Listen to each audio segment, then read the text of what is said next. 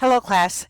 You may notice that you may not have received credit for a scholarly article this week, and that is because we are trying to encourage you to use articles that you would find through the LIRN library. We are discouraging you to use sources that the public would use because that is not at a level that you want to be looking at. That's for the general public that do not have any medical background. So we want you not to Google your topics for the week, but we would like you to go to the LRN library. And I will show you how to do it. It is really pretty easy. You go to your home page and find this link on the left side of the page. Click on it. Remember, in the past we needed a password. We do not need a password anymore. That makes it even easier. Then I'm going to find a group, and because we are in medical and health, we're going to choose this group. And then I find Nursing and Allied Health Database is a good one to use because it also includes ProQuest. You can use this one. You could use ProQuest Central, but this one is a nice way to start.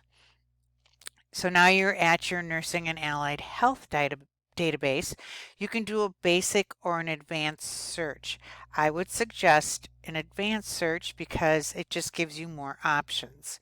Before I do my search, I'm going to check full text, peer reviewed, and we know we want it within 5 years. It's easy if I just do the last 3 years, although you could put in the specific dates. You have options of adding rows. In the first row, we were looking at asbestos last week. You could put that. And then in the second row, you might put lungs or x-ray or patient teaching or whatever you want to do. In the third row, you would, if you want it to be a nursing journal, you can type in nursing. And then if you scroll over to this right side and click the drop down arrow, you will see you have many options, and that just tells you where you want that word nursing to be in. So I want it to be in the publication title. So that means I'm only going to get nursing journals. It'll say nursing AAJN or American Journal of Nursing or something like that. I'm all set to search, and this will help me eliminate articles. And now I have 8 to pick from. If I decide I don't like any of these, I can go back and redo my search. I could take out this and lungs and see what happens here. Now I have 14 articles. So you can play with it, and the more you use it, the easier it will become.